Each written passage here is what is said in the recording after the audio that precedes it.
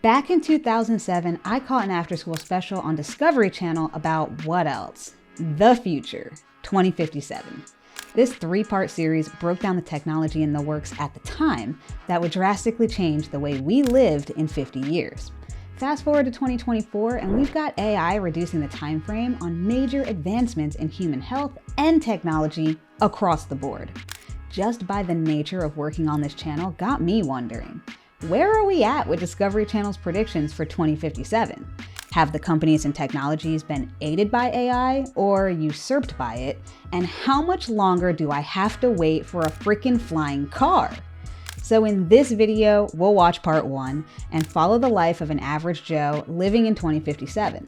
When a claim is made, I'll give you a quick update backed by my research on where this technology has advanced to today, and all sources will be listed in the description below. Grab some popcorn, let's go. All starts now with the body. 50 years from now, you'll live in an intelligent house. That's pretty sweet. I'm liking this. You can program sensors to monitor your body and keep you healthy, yet guard your privacy. Caution, alcohol level. Because any information you reveal could come back to haunt you. Oh no. No way. If the future is I have to keep jars of pee in my medicine cabinet because I'm hiding from my smart home or whoever, that's gonna be a problem. Let's keep this between us. Oh, so the smart home is on his side. So he's not hiding from the smart home, which is cool. At least you have one ally, but who is he hiding from? I want to know that. Computer chips connect you to the entire city, including your insurance company. Looks like we found our answer. The good news is you'll live a lot longer, because an agent gives you a remote physical every 3 days. The bad news? You'll have no secrets. Oh yeah, that's a problem. Wait, mucous membrane of the mouth. Send health memo immediately. Bonjour, Monsieur Descartes. Here are a few more tips for your dental care. Brush your teeth regularly using the ultrasound toothbrush. Giving away the fact that Alan was partying last night and his premiums will go up as a result. Thanks for your attention. So you can't drink in the future or your premium goes up? I wonder what the rule is around that. Is it like it goes up 50 cents per shot, or like how does that work? I want to know that.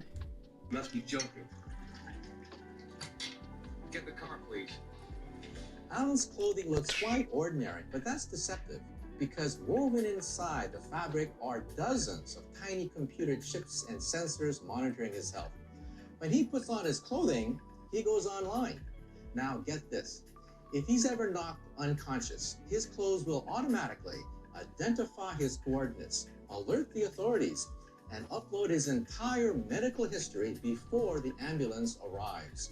Now that's wild. I love the sound of that because imagine even attempting to do crime at that point would be senseless because you're going to get blasted immediately. Like all of the support is coming to this location right now. So like I'm assuming muggings will be a thing of the past, all that type of like violent on the street crime just gone, which would be amazing.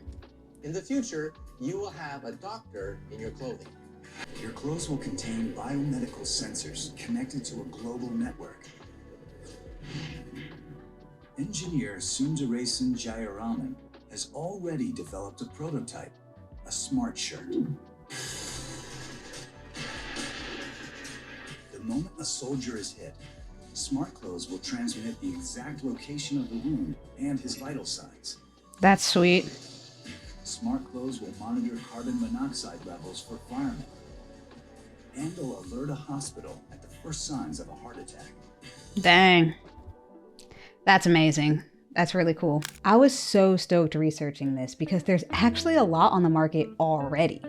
Wearable X is a big step in the right direction with yoga pants that send vibrational feedback and an app featuring audio and visual cues to make sure you nail those poses. A lot of tech at play to make all that work together. Now those are cool, but still a far cry from what we saw in Discovery Channel's predictions. As far as a doctor in your clothing, as Michio Kaku imagined, the US Army has been working with MIT since 2021 to develop smart fibers that can record, store, and transmit data. Weaving these fibers into fabric with microchips, Army uniforms will soon be powered and send wounded soldier alerts back to base. Soon is subjective here, but the point is we are well on our way to 2057 smart clothes. Let's see what else we have to look forward to. In 2057, your car pulls up on command to take you to work.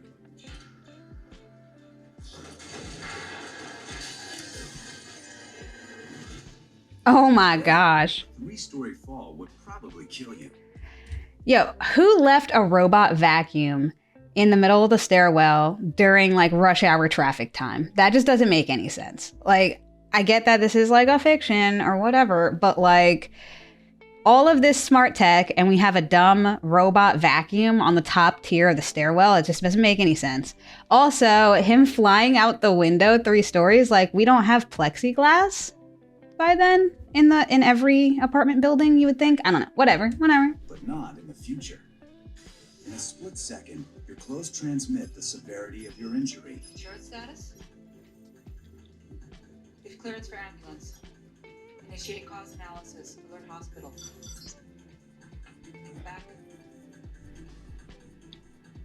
Now. Kind of loving this dark warehouse full of plungers that the insurance ladies sit on. Like, is this what they do all day? They just sit on these plungers for 12 hours? It's insane. 1 minute helps on the way. It won't get stuck in traffic.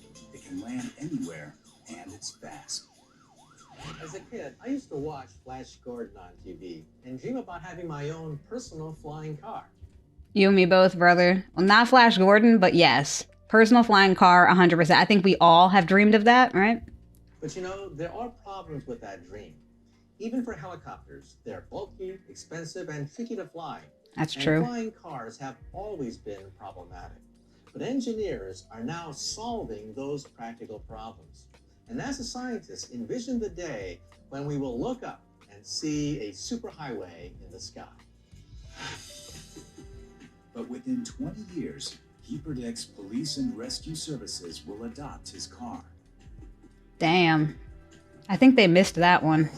In 50 years, Mueller expects half of all Americans will be airborne. Okay. 50 years kind of makes sense for flying cars. And if we're going to get into the whole, having a superhighway in the sky, obviously a lot of things need to change with that. But what I'm kind of thinking about as a consumer, right, is like, do we want 50% of America to just have a pilot's license? How much of the flying car am I going to have to control as an end user? And how much of the flying section of it, like the flying portion, how much of that is done on the system? Because realistically, I don't think everybody is qualified to be a pilot, like myself included. I would not trust me piloting, for real. Advances will continue in engine technology, materials, and computer chips.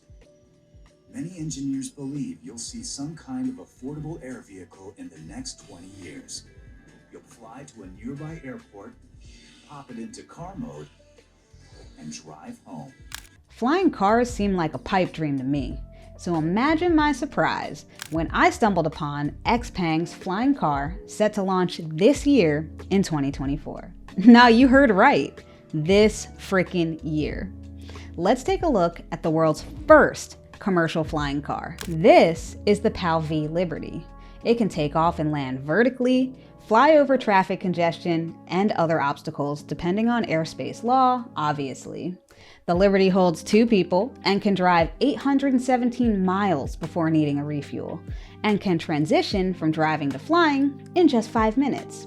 Once you're in the air, you have 250 to 310 miles of range before refuel and a max altitude of 11,000 feet. If you want to see a full video on the Liberty flying car, let me know in the comments because I would love to dive into that one. But yeah, I'm gonna mark this prediction as 100% achieved because even if something goes wrong with the car this year, we'll have better ones by 2057. Let's check back in on Average Joe. Last we saw, he was all messed up.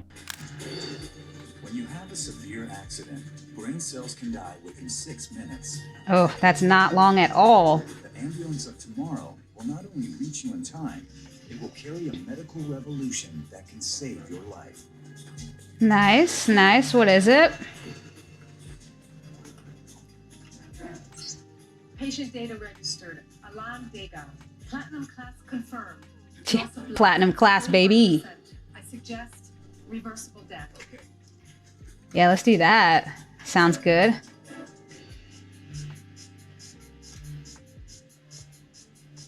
After a severe accident or heart attack, every second brings us closer to death. So wouldn't it be great if one day we could somehow stop the clock? In the future, EMT crews could use a technique called reversible death or suspended animation. That's They sick. will replace your blood with an ice-cold saline solution, dropping your body temperature to below 50 degrees Fahrenheit. At that point, brain and heart activity come to a halt. If brain and heart activity come to a halt, are you not then just dead at that point? Are you not just dead, but they can bring you back? I don't know. And that's not the only blood substitute that one day could save your life. For trauma victims of the future, chilled artificial blood could lower core body temperature and create a safe state of suspended animation. By using fluorocarbons as a way to not only cool a patient, but to increase the oxygen delivered to those tissues, we could preserve brain tissue growth. The needle for the pointer is very medical, very hilarious to me. I'm loving it. Very authentic. Tissue that would otherwise die. Are we getting closer to full control over life and death?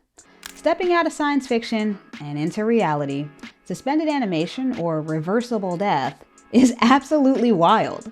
Doctors are pausing life itself with EPR. It works exactly the way Michio Kaku just described, so the science was there back in 2007.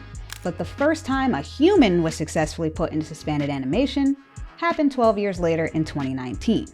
Samuel Tischerman and his team at UMSM achieved what they coined emergency, preservation, and resuscitation, or EPR.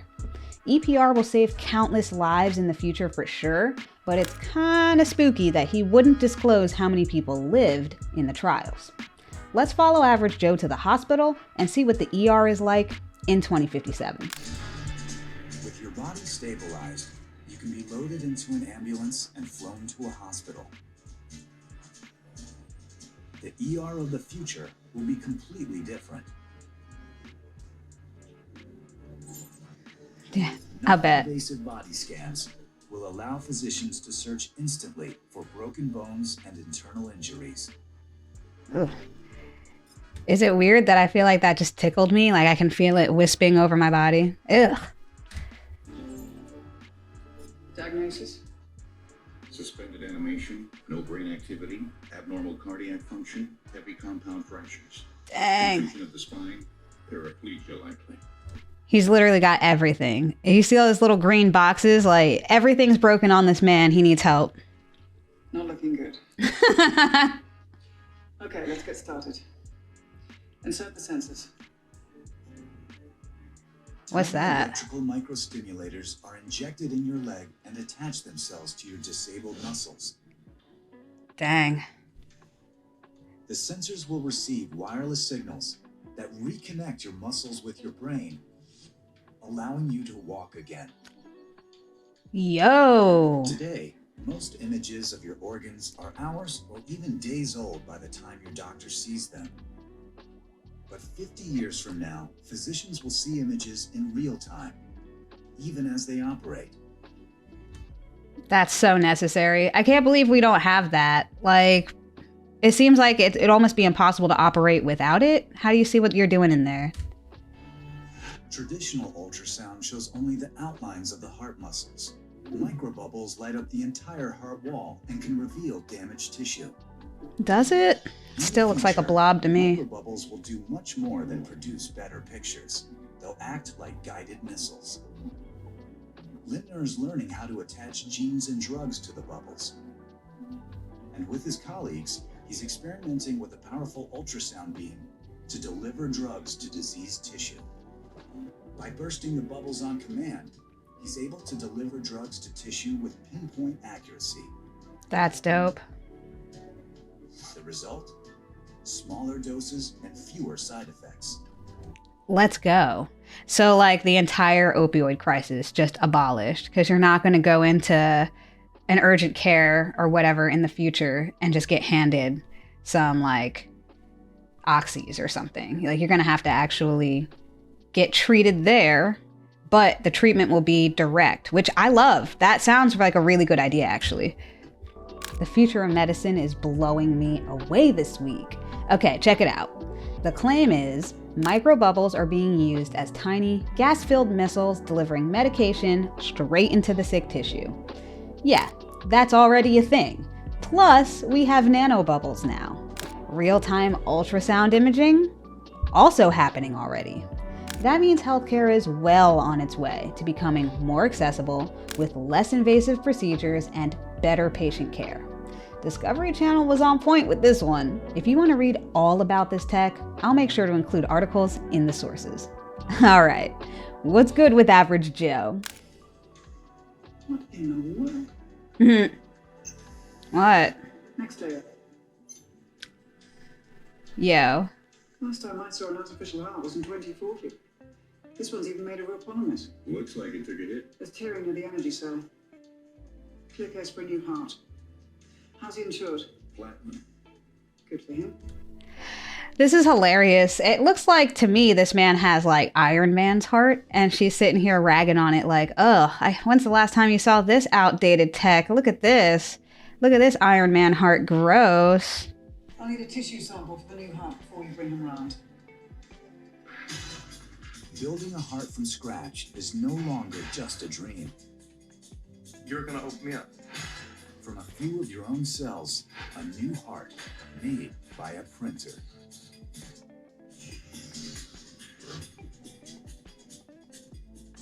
"50 years from now, we'll have cures for trauma victims that would seem like miracles today." Your left thigh's been fractured and your hip is dislocated. 2 ribs and a second lumbar vertebra are also fractured, but you have a bigger problem. Your artificial heart has fissures. You're gonna open me up. You need a new heart. The print's already in progress. That's hilarious as well. So we're in the future. It's so advanced that although this man has everything under the sun wrong with him, he's pissed off that you're going to have to open him up to fix any of it. That's wild. Because nowadays, like, you already know you're going under the knife. That's no question. That's funny.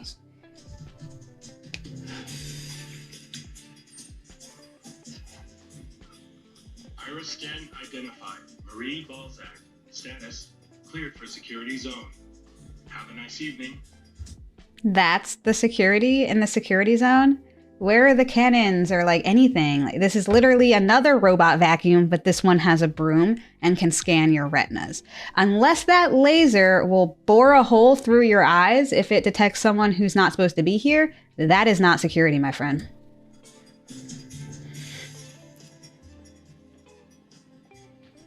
In this high security area, gene specialists have processed the patient's tissue sample. Now they are using it to print a heart. If your car gets banged up because you're in a car accident, what do? You go to the body shop and get a new door or fender. But if you happen to be in that same accident, you could die. True. Now, consider this. In the United States alone, there are 91,000 patients waiting for an organ transplant. And of them, 18 die every day for an organ that never comes. Damn. What we need is a human body shop. And in 50 years' time... Human body shop sounds so weird, but like, yes. Yes, but it sounds weird. We got to call it something else, because that sounds like so sus. Tissue engineering could change everything. A child today with a defective heart valve has limited options. Valves from animals don't last long, and artificial valves can cause clots. Stephen Jockenheuvel wants to avoid these problems by implanting the world's first heart valve grown exclusively from the body's own tissue. Within just 3 weeks, a complete heart valve has formed. Ooh, that thing looks weird. Finally, a pump exercises the valve to strengthen its walls so it can withstand the high pressures in a human heart. Amazing, but super believes creepy. that within 10 years, his heart valves will beat within a human body. 10 years? Valves are just the start. No, no way. Not as well as the flying car, but we're on our way. Scientists at Imperial College London have made huge progress in developing replacement heart valves that grow inside your body. They put in a biodegradable scaffold, kind of like the ones painters use, and once that's inside your body, it attracts cells and holds them up while they build new tissue. Eventually, the scaffolding degrades and leaves behind a fully grown heart valve. Now, they haven't made it to human trials yet, so I'm marking this 10 years to printed hearts prediction as a miss. But by 2057, we should be good to go. At Clemson University, researchers believe the key may lie with an unexpected everyday machine. Yeah, what's that? We try something much more difficult. Printing layers of actual heart cells in the same spot to build up a three-dimensional structure. That is an HP ink cartridge. That's amazing. Breaking science with the old HP ink cartridge. So fun. Within a minute, he has created the world's first printed heart tissue. But are the cells still alive? They are, and they actually beat just as in a living human heart. Let's go. What we want to do eventually is to print an entire heart. Yeah. We may achieve this in 50 years or so, but there are a number of things to... Okay, so we know we haven't made it to the 10-year mark because of the trickiness with the heart valves. But researchers are making moves with growing organs from the body's own tissues using 3D printers. They're testing out ways to make new skin for burn victims and even blood vessels that could revolutionize surgeries.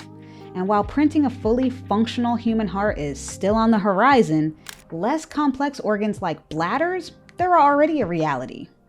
I'll mark this prediction as 75% because we do have printed bladders, and come on, that's gotta count for something.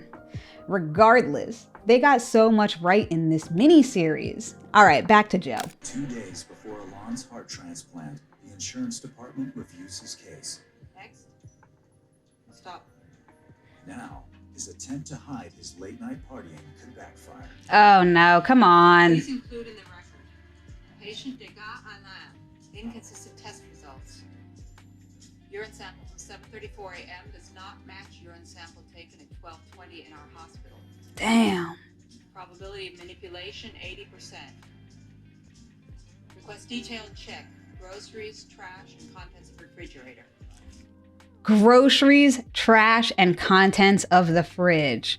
So obviously they're not dispatching an insurance agent to come kick down your door and physically check for this stuff. I'm assuming like even your trash can is chipped and it can scan digitally the contents, which is just insane. Like, we don't need that much connection. That's too much.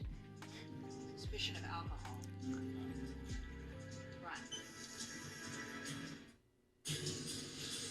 Run. Fingers crossed for average Joe. 50 years from now, a replacement heart is manufactured on a printer. It's over here. What?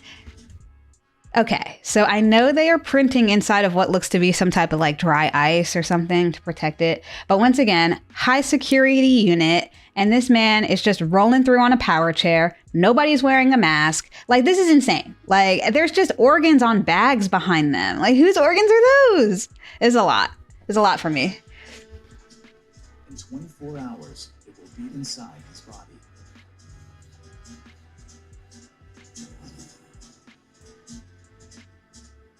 In the future, health insurance could consume almost a quarter of your salary.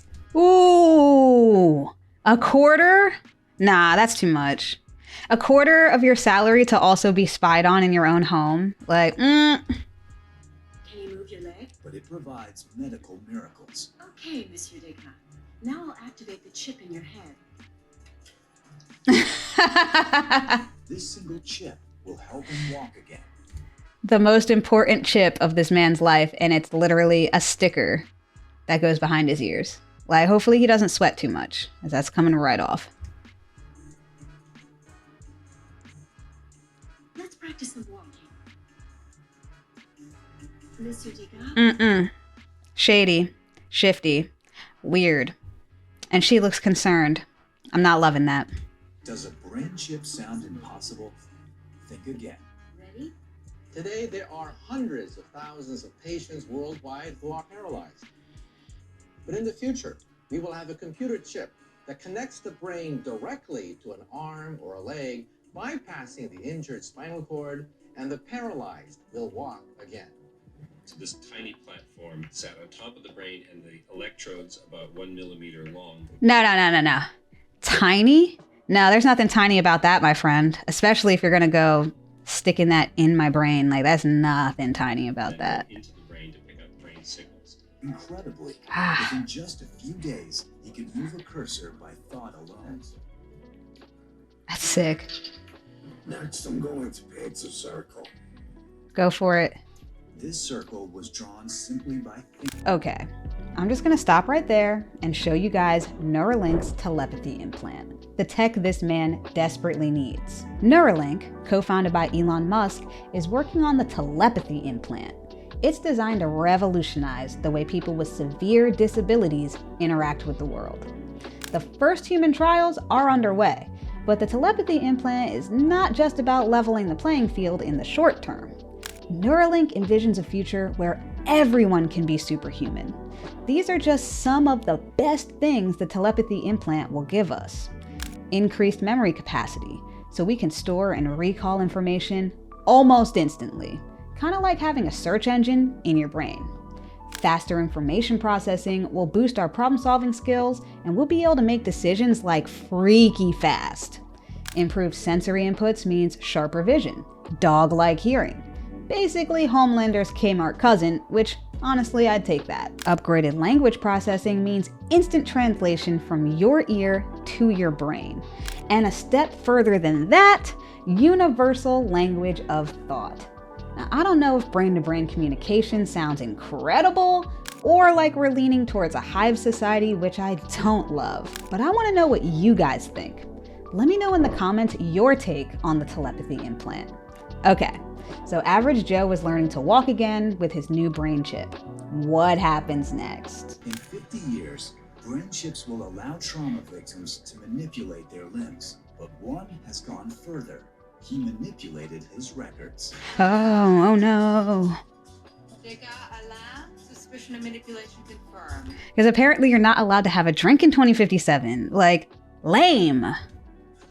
Cancel insurance coverage immediately.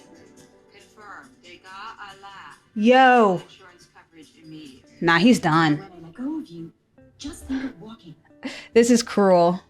This is cruel. Come on. What were you thinking? Ooh, there he goes. There he goes. Maybe I should come back in a few minutes. Yeah, there's much to discuss. What's the problem? The results for your urine tests before and after the accident don't match up. You manipulated them. I had a few drinks the night before. I was just trying to keep my premiums down. Alain, personal care refusing to pay a dime. You know what that means. A dime? NI. You're not insured. Monsieur Degas, I'm sorry. Yo, they had him in a power scooter in the secured ward, breathing all over his heart. But now that he's not insured, they're bringing out the classic wheelchair we all know and love. Well, know and hate probably, because they're really not comfortable. But like, seriously, this is wild. Like, instant class drop down. That's it. Treatments for those without premium insurance will be limited. Oh my God. But attempting to beat the system could be fatal. Come on. The beds don't even work here. This is ridiculous. It's like a slum. It's a literal slum in the hospital. That's wild. In 2057, a patient loses his insurance, loses an operation, and stands to lose his life. Oh no. Now that's wild. So if you lose your insurance while you're at the hospital, they just let you die? Like, did they take back all of the stuff that they already gave to you? Because they took away his brain chip, but then like all of those pins are still attached to his muscles, right? I would assume, unless they go in and suck those out too. They're like, nah, I don't know. Another patient's loss could prove his salvation. That's exactly what I was talking about. That security bot ain't doing anything for anybody. That security bot.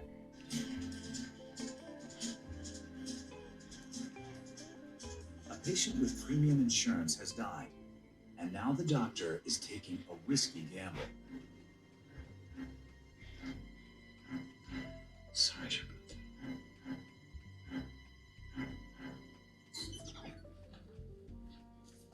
Okay. Not sure what she did there, but... After hours, and security is lax in the non-insured ward. What security? They don't even have working light bulbs down here.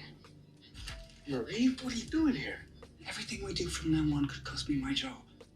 I'm giving you the insurance tip of a first-class patient. Why? There's a way to adjust the machine so that he looks like he's still alive. Just central monitoring. Are you crazy? What are you going to do with the other guy? Yeah. He'll die 2 days later. I'm going to build the heart to his chip and then operate on you as planned tomorrow. Why him? Chips back. To insurance, it'll look like he died in surgery. It's like she's putting it all on the line for this guy. Like, what does she know about him? When did they get on a first name basis? Like, what? What if you get caught? Ah. Mm-mm.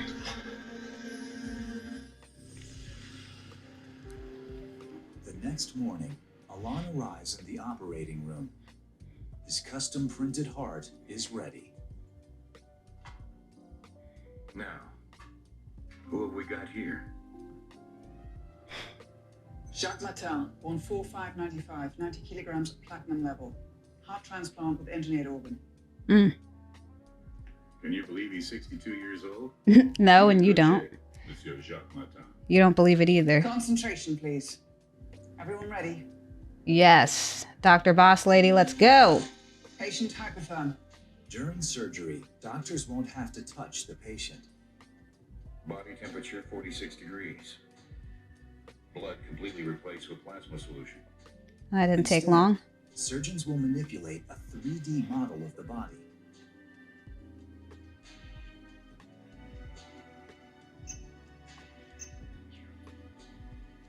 Stop.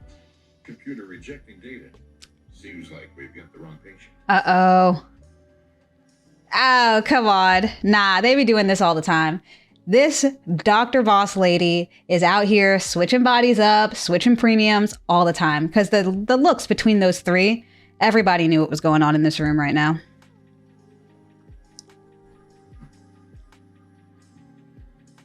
There we go. Piece of junk. No kidding. Right. Right. This advanced technology, that's the junk here. These virtual images will revolutionize surgery in the next decades.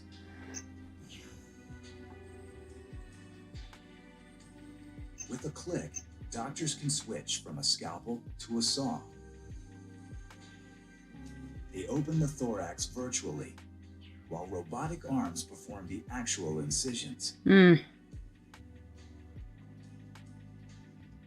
Are all the main arteries blocked? Yes, you can remove the organ. So what, we just draw a little circle around it and that's it for the day? 50 years ago, some scientists predicted that robots will push the human out of the operating room. Well, that may never happen because every patient is different. Robots cannot anticipate the unexpected. They cannot adjust to new operating strategies. So for you parents out there, hoping that your kids become doctors, keep on saving money for medical school. In the future, Keep pinching those pennies, America. Let's go. will be surgeons in the operating room. And it's going to be the human-machine partnership that will perform miracles in the hospital. The operating room of the future will be nothing like today's. Hmm. And the change can't come too soon for doctors in Leipzig, Germany, who perform open heart surgery 3,000 times a year. That's a lot of surgery. But even with ultra precision, things can still go wrong. If a doctor makes a mistake, the robot will too. What we need is a robot smart enough to know better. AI? Leipzig engineers are developing such a system. If the surgeon strays out of the marked area, the drill stops before damage is done. Think of it as an emergency brake for doctors. That's amazing. But the ultimate in robotic surgery will be telesurgery on a patient hundreds or thousands of miles away, such as on a battlefield. A trauma pod will pick a wounded soldier up.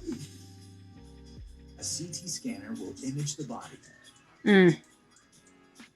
A doctor on another continent will be able to administer anesthesia. Ow.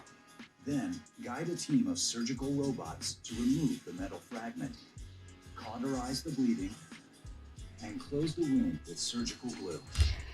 This is a tall order, for real, because this man, this CG man, he had like one boo-boo that was super easy to get to, right on the top of his leg with one piece of shrapnel that looked to me like it was sitting just under the surface. I don't think like in a real battle scenario where you have shrapnel flying all over the place, these men are coming into this pod with injuries that, I mean, horrific injuries you couldn't even imagine. I don't think it's so easy for the robot to just be like, all right, I'm going to grab this out and I'm going to da-da-da. And this is telesurgery as well. So there is a human looking, you know, operating, seeing all this all on the screen. But again, you're a surgeon on another continent trying to look through a computer screen and fix and find all of the little pieces of shrapnel. I don't know. This seems a little far-fetched for me. The best surgeons will be able to treat people wherever help is needed. Huge claims there. All right. Robotic operations, telesurgery, and autonomous mobile war trauma bays. So dope. Realistic? I would have said no 10 years ago. But look at what we have already. Robotic assistance in surgery? Check. Self-driving vehicles? Check. Lightning-fast communications? Check. Tons of money for defense contracts? Check, check, check. So I wasn't surprised to find that there's been traction gained in all three categories. With advancements in micro-robotics, surgeries are becoming more precise, less invasive, and recovery times are shorter. AI is stepping into the operating room, enhancing decision-making and surgical precision. Meanwhile, telesurgery tech is well underway. Surgeons are already training on new mixed reality tools. As these technologies continue to evolve, we will see robots performing life-saving battlefield procedures while the surgeons operating them remain safe away from the action. By 2057, in my humble opinion, yes. Let's see how AJ's surgery is going while I tally up the final true prediction count. Alon's custom printed heart is now in his chest. We're running out of time. The fiber glue will harden in 5 seconds. Dang, 5 seconds to launch. Let's go. Fiber glue solid. Okay. Unblock the main arteries. Let her flow. Can I revascularize it? Yes. Inject the same blood. Quickly, please. Injecting. 2.5 liters per minute. 2 channels.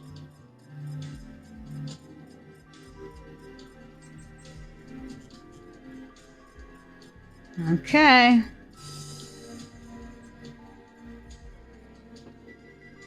It's not beating. Why? Isn't it the whole point of growing a heart from your own tissue? Is that it won't reject?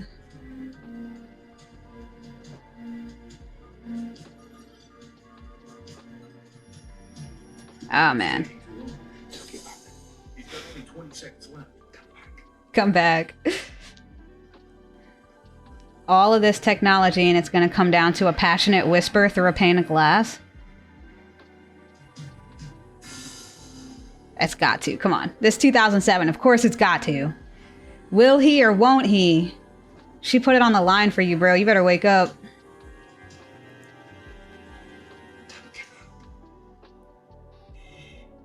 Classic. Classic. What a payoff.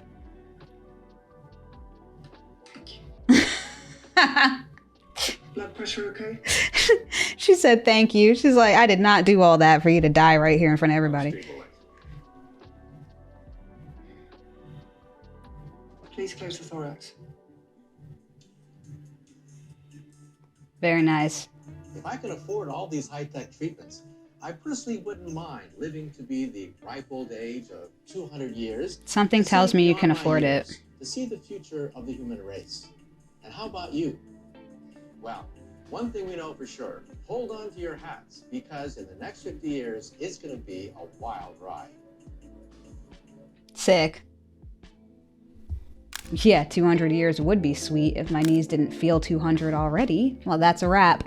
2057 is a 3-part series. So next week, we'll be taking a look at the future of city living. It's going to be so much fun. Pop over to the community tab for a daily dose of endorphins. I'm posting picture quizzes, polls, deleted tweets, all kinds of stuff every day at noon. If you're a reader, I just dropped a blog, so you can check that out at theworkfromhomebase.com. I cannot wait to meet back up with you and watch the city. Subscribe and hit the bell so you don't miss it. I hope you have the best week ever, and I'll be seeing you later.